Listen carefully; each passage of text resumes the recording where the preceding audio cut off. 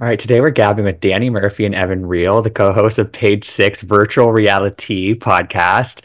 Danny and Evan are two of the best in the game. They get some of the best interviews, some of the best scoops, and they always just make me laugh. And so, Danny and Evan, I'm so happy to finally be doing this. I feel like we've been talking around this for a while. So, how are you? Thanks for being here.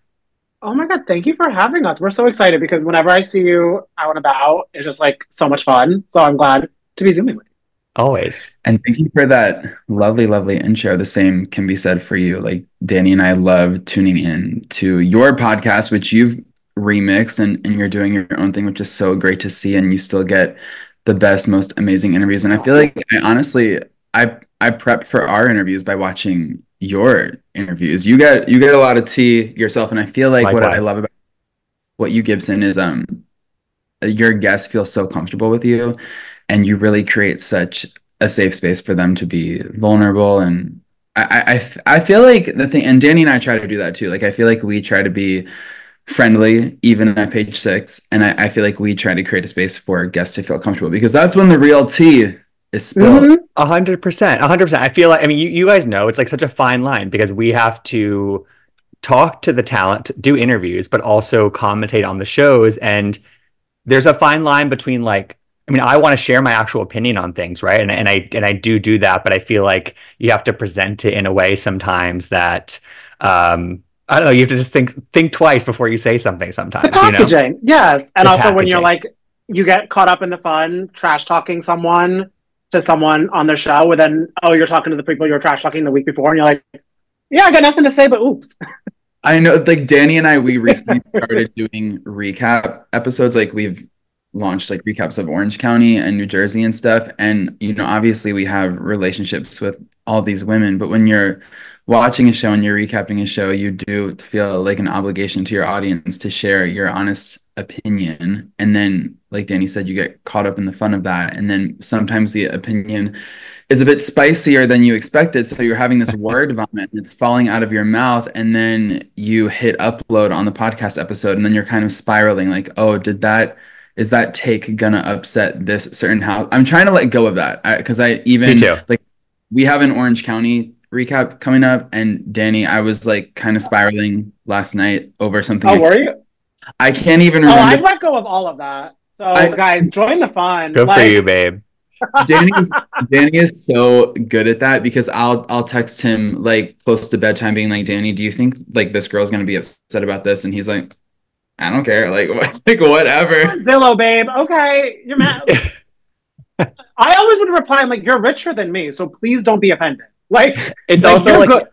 you want to believe that like most of the people in this space just know that like the commentary portion of it is just like built into the ecosystem being on Housewives or being on Bravo. So like Yeah. it comes with the territory a little bit, and like to a certain extent, like I'm sure there's pushback they can give if it's like if it crosses the line, but I don't think any of us ever really cross any sort of line.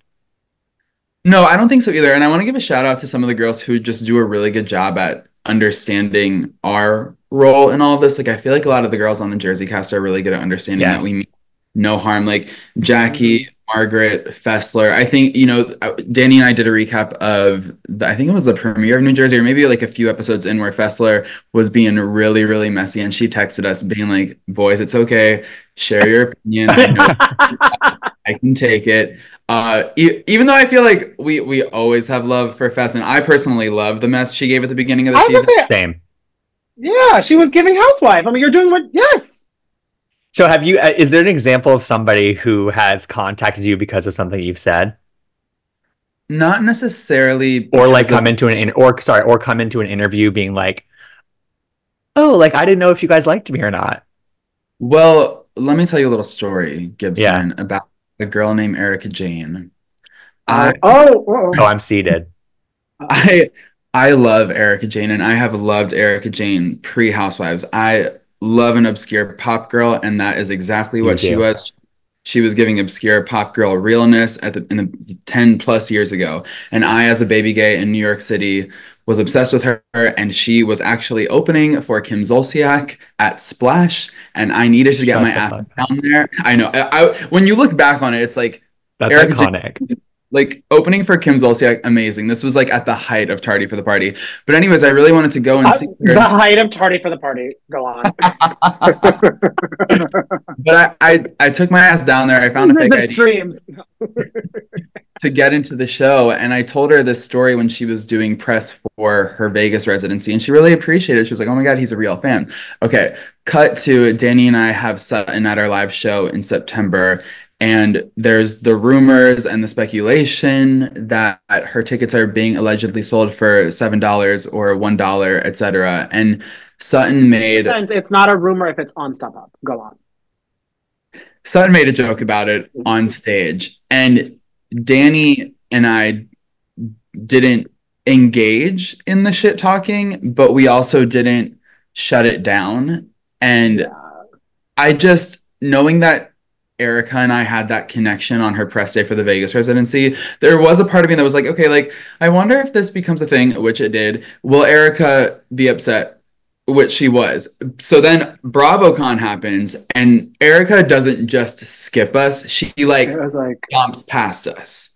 Like, Danny, what is your memory from her? The way she made eye contact with us, went and then walked right by to do like, and like, I feel so bad because the girl next to us was in the crossfire, right? Where she was like, "Hi, Erica," and a casualty. Like, no, I have to. Can't do a 3-step because it's a tight carpet. She's like, I gotta walk by 5 people to make my point. So I remember turning to Danny and I was like, holy shit, like that's our confirmation. She is upset about the Sutton thing. And Sutton is someone, like, I love Erica Jane, but like we also love Sutton. We have a great relationship with Sutton. She is our girl through and through. So I hate it when we get caught in the middle of something like this. But I just remember thinking to Dan, like saying to Danny, she definitely is upset about the Sutton thing. And I guess it is what it is. So then there was this DirecTV like Housewives Oscars watch party in LA in March, and Erica was there, and we made some eye contact, and she skipped. She did say hi to us, but walked by. She said hi, boys, and walked away. So I was like, she was warming up. She was warming up. Okay. So yes, you're right. She was warming up to us. She said hi, which made me feel comfortable when we were inside. She was sitting with Heather McDonald. I let her wrap up with Heather McDonald, and then I swooped in. I like told Jenny, I was like, okay, I think I'm gonna like go in and like see what's what. So I like sat in the little booth with her inside Spago, and I was like, Erica, can we just like clear this? Like, are you mad at me? Squash that beef, bitch. Yep. Yeah. They did. She was like, yeah, I am mad. And we had a little discussion and we squashed the beef. And basically what she was saying is that she was very hurt that me as like a real fan didn't step in to defend her or say something positive in that moment or shut down the audience, like erupting in laughter in any way. Obviously because she knew I was a fan, because she was saying that like, look, like Sutton can laugh about my ticket sales, but I was in a place where it was like such a big win for me to get a Vegas residency. Obviously Sutton with her 300K, she didn't say this, but with her 300K a month, like she doesn't have to worry about how tickets are selling or if anyone's showing up to the fashion show. So we got through it, and hopefully the ticket sales are scary. It's not fun to be in. Well, that's a nice story though, because I think that Erica Jane is somebody who like, she can take it to a certain extent, and then I think at a certain point, like, because she presents such a tough exterior that like you think she can take everything. I actually think that she has a much softer core, especially after everything that happened with her husband and all like being kind of torn down like that. So that's a nice story, actually. I think that's really like, it's really great that she came back around and understood. Yeah, and it was good to hear her side of it. It was everything that I presumed, but it was nice to actually hear it. Confirmation. Yeah. I don't know if that's good or bad, because it's your nighttime spirals then being proven correct. When you have to let go of it. And this is why I'm spiraling, like Twisters starring Evan Reel. Like I'm always spiraling. Yeah. The thing is, I feel like I'm very sometimes impulsive and reactive in the way I express my thoughts and feelings, like in the moment, and then I'll let it stew and then regret it, and then I'm the apologizer. Like I hate that about myself. I wish I could really just let it go, but after I talk, I forget what I say, which is kind of, I think, my blessing. Or I'm like, where you're like, oh, we said this, that's so mean. I'm like, huh? Okay, so I don't even remember the episode. So you have pretend amnesia, Danny. Okay. Yeah, I have pretend amnesia, but also my spirals are about like, I think sometimes my spirals are so serious. I'm like, could my apartment cave in? Where I'm like, got it. Is Jennifer Aiden upset? I'm like, I don't have low to stakes. I don't right, exactly. Yeah. Got it. Oh my Wait, God. how do you deal with it, Gibson? Because like you're in a different position with us where you are not attached to a brand. Like Danny and I, honestly, like transparently, we have to do a really interesting dance here at Page Six because we're also like a news outlet. But you kind of have Yeah. it's not. I'd rather be in your position, honestly. Yeah. Oh, I used to be part of a media organization. So like I had to do more of that. And I understood that because I was sort of like, I don't know. I was presenting as more of like a capital J journalist in that role, I would say. And now Hmm. it's like I own this show. It's independent. I don't have to have anybody on if I don't want to have on, basically. And so it's sort of like I do try to do the song and dance a little bit, but I think in more like extreme or like overt situations, like I'm just gonna kind of like have my opinion out there. Like it's no secret that I'm a Melissa Gorga boy. Like I'm more on the Melissa side of that big divide. And like, so if that means I never have Teresa on my podcast, like that means to me I never have Teresa on my podcast. And I've interviewed Teresa in the past before, and great. I just think things change when Louis entered the picture, and that's my opinion. And like people know that, and so that's sort of how I deal with it. But like I just don't think I never really like shit talk anybody. There was a recent thing where like I've been a Meredith Oh, Marks boy since the beginning of Salt Lake, and like yes. I also like I've had many interactions with her in person. Like I know her fairly well, and like so I tweet very positively about Meredith Marks and my commentary on the show. And earlier this year, I used a TikTok sound that involved Angie K. And I guess I was probably pretty shady about Angie K. Like season 3, not season 4, but when she was a friend of, and it was Okay. kind of like unclear like what she was bringing to the show. And she was tagged on it, and she responded, and she was like, "Oh, what a pleasant surprise! Like, I thought you hated me. I know that I don't like your. I know that like Meredith's your girl, but like I always thought that like you didn't like me."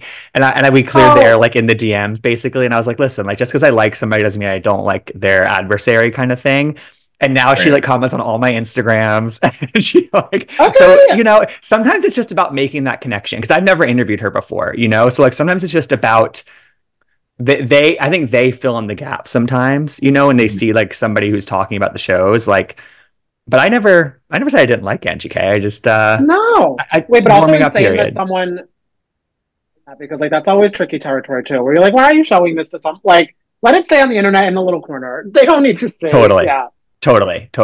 All right, so guys, I feel like late spring, early summer wasn't the most exciting time to be a Housewives fan. Like it was a little bit No. there was the time when nothing was on, and then Jersey comes on. I've been loving Jersey, but I think the commentary around it sort of like soils your thoughts around it sometimes, and like your I know. feelings. I've been loving it too, but people hate. It's the same thing where it's like, I feel like Jersey and Atlanta every season. People are like, this is awful. I'm like, I'm having fun. I'm like, do I not have taste? I Right. mean, I don't, but I'm like, I'm enjoying this. Yeah. No, totally. I'm with you. But then it's also like then there's like this sort of like self-defeated attitude around Dubai sometimes where people like don't even give it a chance to like really thrive, and even though I think it's having a solid second season. So but now we have OC, which is kind of a rising tide lifts all boats kind of thing, and it's just like such a strong energy around OC. So I feel like it's an exciting time to be a Housewives fan right now. Do you guys agree with that? Yeah, for sure. I mean, I feel like definitely OC is doing the heavy lifting for the Bravo fans who are either over New Jersey or, like you said, don't give Dubai a chance. Thank God we have OC. But even if we didn't have OC, I do think that New Jersey has been delivering as much as it can, given the circumstances where you have to film with no Teresa and Melissa, etc. And then Dubai, I wish people would give it a chance. I think that Talene is amazing. She's a great Me too. addition.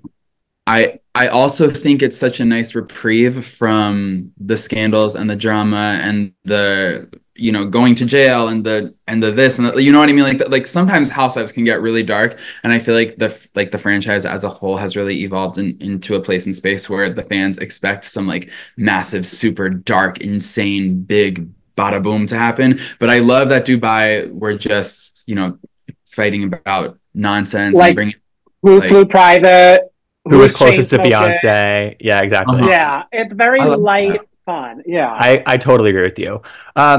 So I kind of want to do like a little Jersey, a little OC, a little Dubai. The latest on Jersey. I mean, I think we have to talk about the Teresa statement that came out yesterday, where she basically It was pretty vague, honestly, but this is what she Yeah. said. She said, "What is happening off camera on social media is absolutely disgusting and fueled by toxic people who are not affiliated with the show or the cast and are only interested in promoting themselves or spreading their hate through false narratives and lies." And then she calls for the toxicity and the hate to stop. She says that people's kids and families are being attacked. And then she says, "Love, love, love, Teresa." And then we get Rachel Fuda posting memes on her story that basically say, there's a definition of gaslighting that she posted. And then she also said, "There's nothing funnier than a hypocrite with a big mouth and a bad memory." And then Melissa Gorga posts, "Beware of a wolf in sheep's clothing." So, what did you guys make of that yesterday? Well, I think some other people said that they thought this too. I thought Teresa was announcing she was done with the show. That was my immediate reaction I've been on Real Housewives for like 14 years or whatever. And I was like, holy shit. I was like, I guess the pink slips came early for everybody. But I kind of was just confused. I'm assuming housewives like to use social media to like get ahead of stuff and things like that. So I'm assuming because the trailer for next season I thought it was about how like Marge and bloggers use them to talk about Louis' ex-wife. So I'm like, are we gonna find out stuff from that episode that we're not gonna like in Teresa's light? So she's like trying to like have a namaste vibe beforehand, Yeah. Yeah. Yeah, it's like some sort of preemptive damage control that I'm really not understanding. And, given what we kind of know about Teresa and Jennifer Aydin's relationship with bloggers, it's giving delusion. It's really honestly not making too much sense to me, especially when she's talking about our children are getting attacked when Louis was the one who allegedly called Margaret's son at work. So I just feel like the writing's on the wall. A lot of the toxicity has come directly from Team Louis and Teresa, and I honestly really don't get it. It makes me sad how out of touch she seems to be. It's also just like we've seen screenshots floating around online of a lot from Jennifer, I think some from Teresa, of them corresponding with fan accounts. And like there was a direct thing of like in that premiere episode when they brought up the John Fuda stuff, that was planted on a social media account and there are screenshots of that. So it's sort of like, it seemed like, honestly, if you read that statement, it could have been written by somebody else on the show and they could have been talking about Jennifer Aydin. They could have been talking about Teresa. And so it's sort of like, it's almost like calling themselves out in some weird way. And I don't know, it didn't land for me. No, I know. It makes me like wish for whatever they do with Jersey. And I feel like if they go a younger route, I don't know if this would help or hurt, but like people that are just like less online in that regards. Because one of my favorite things about Giselle Bryant, you couldn't tell from her Instagram that she's a housewife because she'll have like the most ruthless episode or everyone attacking her, and then she just posts like a little dancing TikTok. She's like, "That's the show. This is my life," and I would love that. Every housewife. No, I think that Jersey's gotten too in deep with all of this. It's like let's climb out. We can't climb back out of the hole that they've dug for themselves. I think.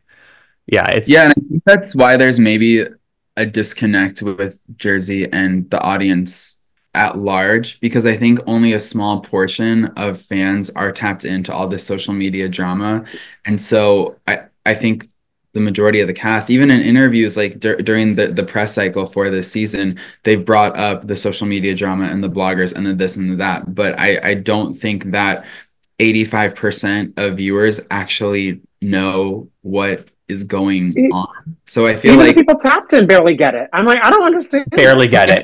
It's like you have to be paying such close attention to this to even understand a lot of it. And it's like you scroll some of the comments on screenshots of that post and you're like, people are like, what are she even talking about? What is she alluding to? I feel like I have to explain, like when I talk to more casual fans that I'm just like friends with, they're like, what is going on Jersey behind the scenes? And they have no idea.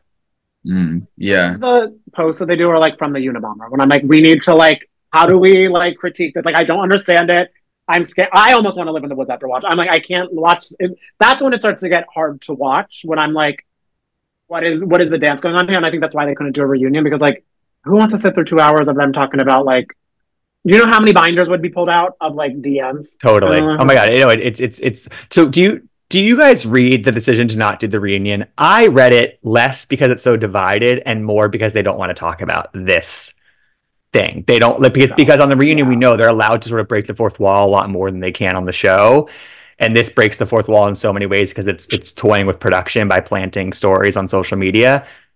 I read it more because they didn't want this to be discussed heavily in a reunion setting, personally. Because I feel it's kind of in the same way when they canceled the RHONJ reunion before the reboot. They're like, we don't want to bring up all these like legal internal things about racism and everything. They're like, we'd rather just ignore everything and then clean slate. And I think that's kind of, I'm shocked that we've been doing like a watch party type situation with this because I feel they're just kind of like, we want to like forget this happened and move on. Right. That's my assumption. I feel like Bravo wouldn't want to give these girls a platform to talk about that because it gets weird and murky and it's like on the show, but it's not. But I did hear there are rumblings that the social media stuff came up during the taping for the Rails finale watch party thing, whatever that's going to be.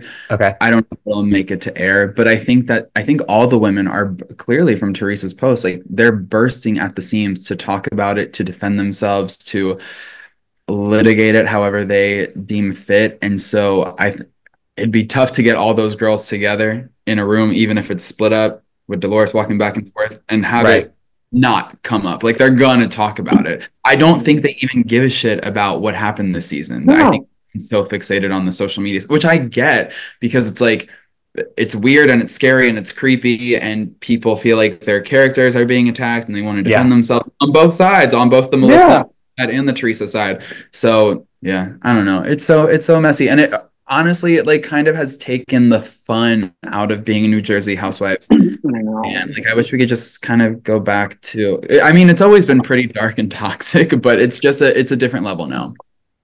Wait, Gibson, what do you think about, because I was kind of shocked at this because they said that, I think it was Variety confirmed like Andy didn't show up to the, did you expect him to at least show up to the double rails thing or no? I kind of did. I think maybe if it was in a studio, I would have expected him to show up. Because I kind of figured when they announced, like, we're going to do some sort of unconventional situation, I just figured, okay, we're doing 2 groups, whatever. But I kind of pictured it to be more of a reunion setting. I didn't realize they were going to rails. And so, I don't know, it would have felt almost like him popping between 2 rooms at rails would have felt like the quick scenes we get before a reunion starts where Andy goes to their dressing rooms, where it's just sort of checking in. Like what is he going to do? Like, I feel like if he sat down like at a chair at the front of a room in rails, it'd almost feel like I don't know, like summer camp or something. Yeah, I'd be like, what? Like group bonding, you know? I also think it further proves he don't even give a shit about this social media drama. Because if he wanted the drama, he would have been there. Andy's like, huh? I agree because also I was pretty shocked. First of all, I was kind of surprised to see Jennifer Aiden on Watch What Happens Live at all. But then when she was on, I was really surprised at how unprepared she was to answer for the fan blogger connection question that like was inevitably going to come. Andy asked it via a fan question, but like she kind of fumbled that answer in my opinion. And like Andy never really followed up because I think that he's just sort of like, this is not what I created Housewives to be. It's gotten too far down the road. So I agree with you. Wait, also, so I don't know if you've been to Rails, Gibson, but I have not. Danny has been to Rails. Danny, can you even imagine Andy stepping foot in Rails? Like, do you think he would enjoy the experience and ambiance of a Rails moment? Depends what side he drives in. Because one side, it kind of looks a little mysterious. The other side, it's like literally the train tracks and it's like kind of connected to a strip mall. But like a posher strip mall, which kind of shook me when I went there. I was like, why can I get my hair blown out next to it? I'm like, what are we doing here? And there's no cell service anywhere. I tried to call an Uber out of it. I couldn't. Like, it's kind of like you're you're trapped. So I could see him not wanting to vibe with it. Yeah. Okay. Wait, where is Rails in relation to like Franklin Lakes and the areas that the Jersey girls live in? Close enough-ish to them, maybe like 35. It's really in a kind of not that, I don't even know why it became a mainstay for Jersey, because it's like ish to all their stuff. But I remember when I went with Rachel Fuda, she even was like, kind of out of the way. Yeah. She was going to see a Broadway show after. I was like, baby, you're going to miss it, but okay. Maybe there's no show. No. All right. I mean, I feel like that's kind of what we have with Jersey. Have you guys heard anything about the finale? Like, because I feel like it's like Oh, we keep hearing, we're gonna well, understand we why. were confused. I thought the finale was like next week. I'm like, what are these more episodes coming through? So I have no clue. Yeah, I think Danny and I did our math wrong because like I remember being so shocked when they did that little promo talking about we only have 3 episodes left. And I was like, wait, what? This is ending so early. And then I tried to count and then my math wasn't adding up. So I don't know, but I'm excited for the finale. I can't wait to see how it goes down. It's incredible that they got all these girls to sit together and hash things out. I'm also interested to see what this Berkshire's retreat moment ends up being on screen, because as we know, they didn't do it because the house It burns down. Burned down. And then there was this plan to actually go to Dorinda's Bluestone Manor while they were there, which didn't happen, and that's so unfortunate. So yeah, I mean, I guess we have a few more episodes, which is nice because I want to know how many of the women throw glasses. How many of them threw glasses? Throw glasses, because like it looked like it shattered everywhere. There's some shattering. Yeah. Yeah. We saw a preview clip at the Bravo watch party like 2 weeks ago for OC. They played a preview clip of the finale scene. Oh. And it's basically like Fessler and Dolores like get up and they're like, okay, like we have to basically like everyone has to be like cordial and calm, whatever. And then they sit down and then it starts, I think, with Danielle and Jennifer Aiden. But that's all we saw at the preview clip. So like it was kind of like that's not what I'm not really. Yeah. I need some Melissa Teresa. I need some Teresa Fuda situations. Yeah. Even though Danielle has been MVPing at this season for me. She's been episode, great. She makes me LOL and brings drama. Like she has been delivering lines every episode, which is great. And I like how she's pretty unapologetic about it. Like when she was on Watch What Happens Live, like last week, she was like, I don't really regret it. So no, I still like. By the way, you look like shit. It's still ringing in my brain, and I love it. Like I was telling Danny, that's Jersey. You just sometimes you really want to let those intrusive thoughts win. Oh. But normally you don't. But she let them win. She was like, "Baby, it's your time to shine." The intrusive thoughts, like that, like you're up right now. And also, the underrated line she said is when she said, "I pray that God takes mercy on her family when He doles out her karma." What? How did you even think of that? And it's like also so ruthless. That's also that to me is classic Jersey. That is like something that like Manzo would say. Yeah, exactly. Yeah. Exactly. Yeah. I'm like, that's something I think my mom has said about people. Yeah. and she's like a massive Britney Spears fan, which makes me love her. That clip that came out, Evan, I'm sure you were freaking out, where Danielle was like this like fan on TRL trying to maybe win concert tickets or something. That was amazing. And Britney's right there. Brittany's right there. And do you know what's so crazy, Gibson, is that as a psychotic Britney Spears super stan, I've watched that Total Britney Live special countless of times. I've seen Danielle perform that song countless of times. I did not realize it was Danielle just until recently. So that blew my mind. Like my two colliding. And she won. She won the title. She was number one fan. But you guys have to look it up. Someone did post a clip of the girl who went right on before Danielle. And it was such a tragedy and travesty and made everyone so uncomfortable. Like Danielle even started like interrupting her and like being like, New York. Because like I think she was just trying to make up for it. Yeah, the girl like bombed so hard. But she had a really cute t-shirt on. Okay. So a win is a win. We'll find the wins, we can get them. Okay. Yeah. All right, so let's jump to Dubai quickly. I don't think we have to spend too much time on it, but again, we kind of mentioned, like, I think that we all are kind of enjoying it. We're enjoying the pettiness of it, just kind of basic friendship drama, which I kind of like. It's kind of back to the basics a little bit. But I wanted to know from you two, I feel like, again, it's a pretty good season. It's a pretty good cast, but there's a disconnect clearly between the show and the cast and like maybe the general Bravo viewer, because the ratings just aren't that great. People like to dunk on it a lot. And I'm curious what you guys think about that, or like, have you ever tried to figure out why that is? I honestly think the main thing... Oh, you are. No, go ahead, Danny, go ahead. I was going to say, I think a main issue it's struggling with is the delay in the seasons, you know what I mean? Because it's like, it had such where everyone like I feel the first season, because this season is so much better than the first season, and I didn't mind the first season, but I feel everyone's like, okay, I get these girls, like this is fun. I'm getting my like feet wet in this, if they had it like the next year and everyone's like, oh, we're diving right into it. Now it's been like a little bit delayed, and I feel like a lot of this, like people were kind of like needing reintroductions to a lot of like the characters and their drama and their stories. And like, I mean, like I even like if we weren't in this business, I'm like, I don't know if I would be so up to date about everything that was going on with them between then and now type of stuff, where it's even like Beyonce finished her Renaissance tour before this came out, when you were talking about the show she did before the Renaissance tour even started. Like even the fun stuff, it just feels there's some datedness to it. Yeah. Which is out of everyone's control. But yeah. Yeah, I agree. I think that's definitely part of it, the delay and the datedness. And I think that was, I don't know what the programming situation is over there, Bravo, why they made that decision. I'm sure there was some reason that made sense to them, but isn't really making sense to the audience. The other thing that I think, and I've never really thought about it this way, because I honestly really like Dubai. And I'm not going to, well, I guess I am going to put my husband on blast. He doesn't like it. He's not interested. He doesn't watch it with me. He literally doesn't give one flying fuck about it. And I'm like, please just watch this with me.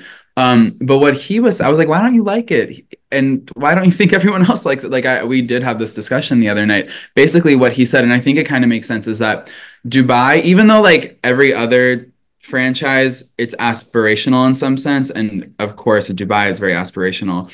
Every other franchise is relatable, where like Dubai isn't. I think for American audiences, Dubai is such a foreign concept, because like every time they meet up, they're having lunch on the 79th floor of a mall. Like it doesn't feel in reach. And so I think it's funny because that's my dream, but go on. That's why I love it. Because it doesn't feel like something about Rodeo Drive feels in reach to people. They're familiar with it. They think, oh, one day maybe I can go walk on Rodeo Drive and bump into Dorit Kemsley. You know what I'm saying? I feel like with Dubai, people don't feel like it's attainable. Therefore, like they just don't care.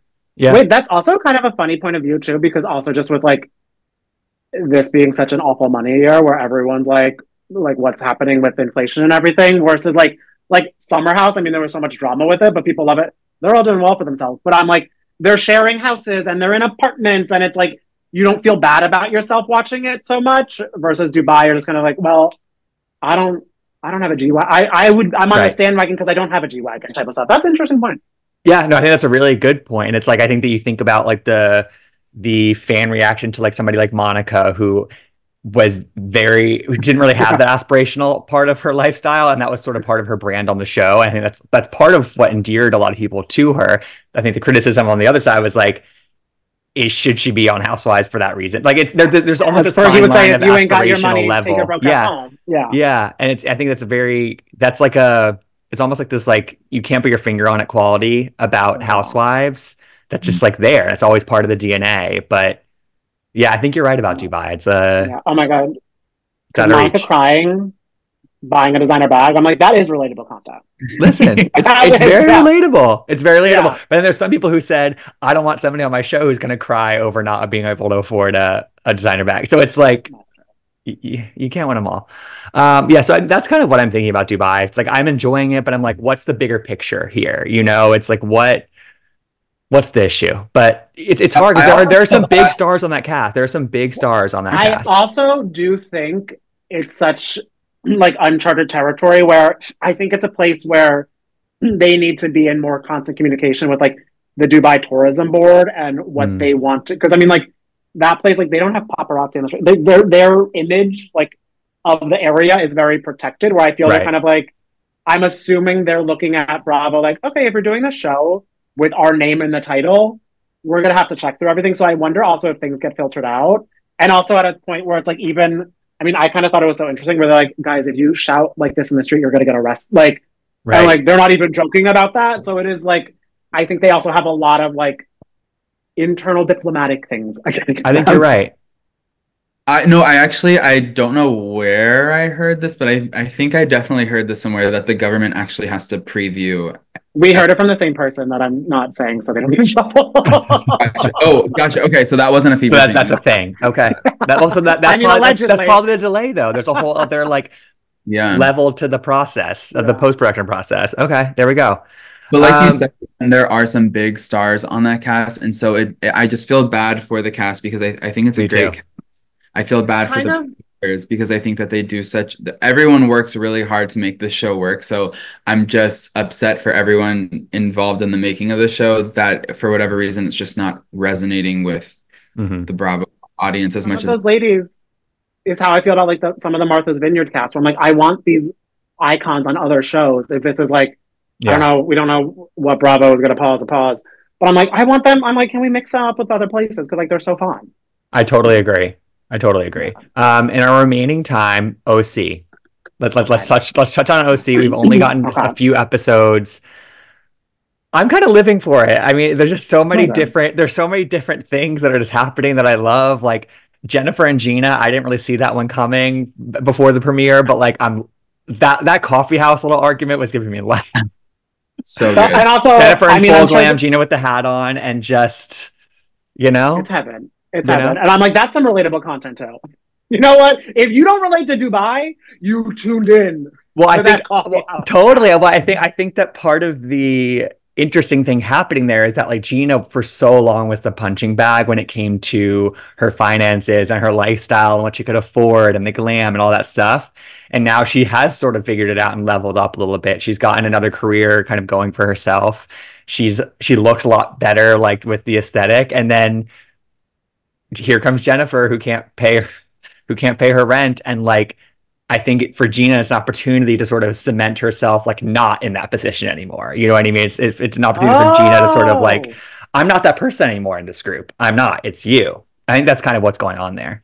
I didn't think about it that way, Gibson, but I think you're probably very correct. Danny and I are talking to Gina later today, so we'll have to ask her about that. We'll say Gibson. I would love to hear. I would. Yeah. And listen, I really like both of them. I think Gina is like, again, she's a punching bag, but I think it's kind of unfairly at this point. Like she's been on the show for so long, like she gives something to the show. You know what I mean? That's how I think about it. This season, she's punching back. Her and Emily, I feel like, are the ruthless duo. Totally. I totally agree. And I think Jennifer was a great addition last year. I think that she held her own against Tamara bringing her in and then throwing her to the bus. So you know what? If you can survive that, who knows? I don't know. I'll also give it to Jennifer just for, Danny mentioned this on our latest OC recap. Like she just like lets it all out there. She doesn't give a shit. Totally. And it's a level of candidness that I don't think we get from new housewives in this like current Bravo climate, because everyone's like scared about their image and stuff. But she's like, here I am. Take me. Well, that's also a beautiful thing about, because like when they start to get in these like young 30s housewives where they like know like the aesthetic and know like, oh, I can do this to get some brand deals and stuff. They want to like be like flippy and fun, and Jennifer's like, I'm 47. I never had a credit card. What do you want to know? Like, thank you. I love that. I love that. You have to respect it. Yep. Evicted, my hair will be done too. So like, I can't even. You feel as good as you look sometimes, and I think that's what Jennifer is embodying, and I support that. And listen, she said on Watch Happens Live, sometimes it's a trade, so she's probably posted them on social media for free hair and makeup. But you know what? I love the hustle. Hello, come on. When it comes to Alexis and Shannon, I think we've always only seen the very beginnings of that, but I feel like the fans are really rallying behind Shannon, and they're already really not accepting Alexis. Kind of, it's sort of, I feel like the comments are not that. I saw Alexis turned off her comment. Really? I don't know if they've always been off, but I saw they're off. Oh no! Oh, I hate that she felt she had to do that. But I think you're right, Gibson.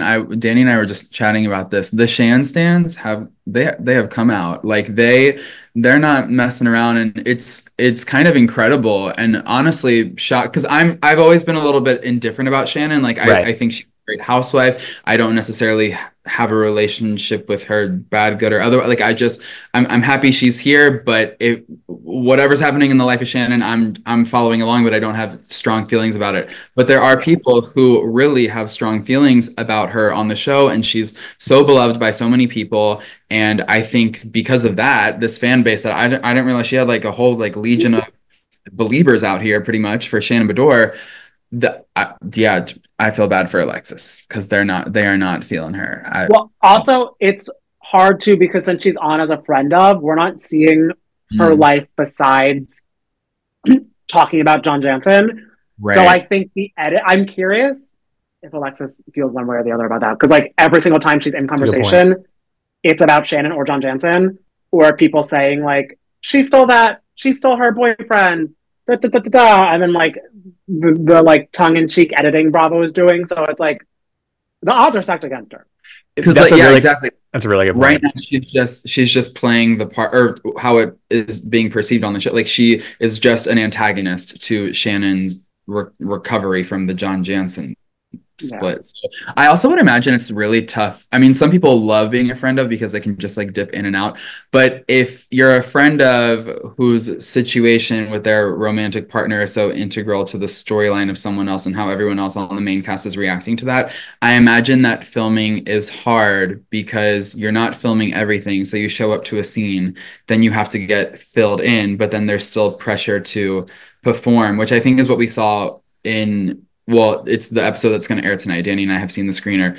The way Alexis is vibing with the women during the flag football game, Yeah. it felt like very much that. Danny, I don't know if you agree. Like, Wait, and then when she had to go like, bye guys, because like they were Yeah. filming like sit down talking scenes, and I'm like, what? You just came here to play five foot? yeah, Like, oh.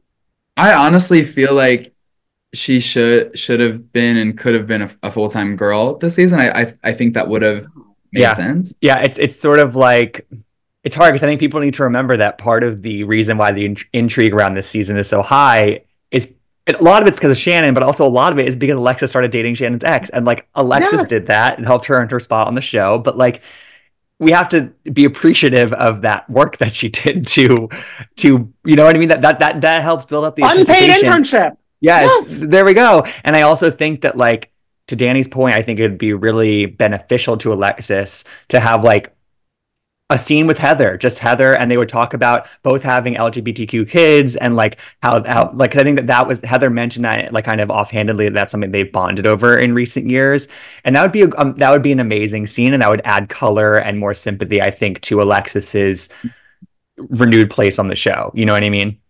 Yeah, because I do think Alexis is overall a dynamic woman. I think there's 100%. more to her Yeah. than just, stealing, quote unquote, stealing John Jansen away from Shannon. Because apparently they were looking at her before John Jansen was even That's what Heather involved. said. If John wasn't involved, you kind of wonder what the storyline would be, how they would include her in the season. And if maybe John Jansen wasn't involved, would she then have an orange? I don't know. And would Shannon be so upset about the lawsuit? Right.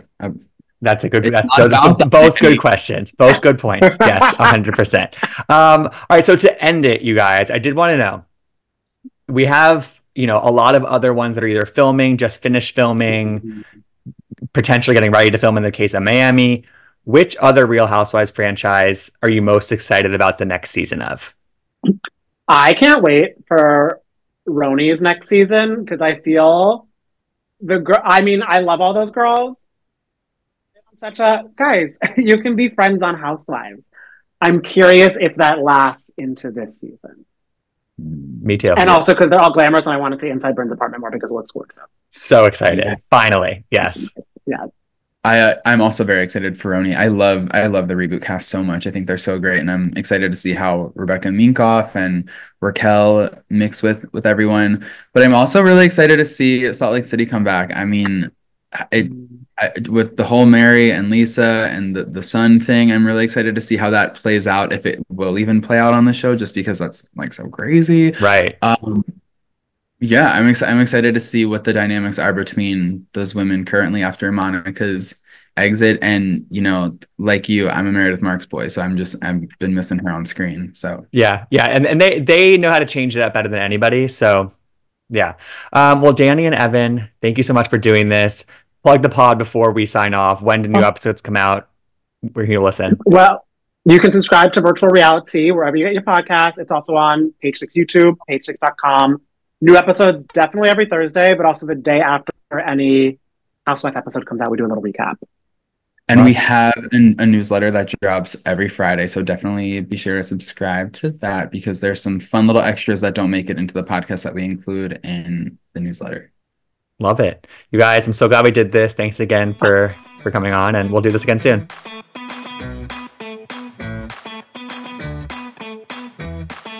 I want to gab.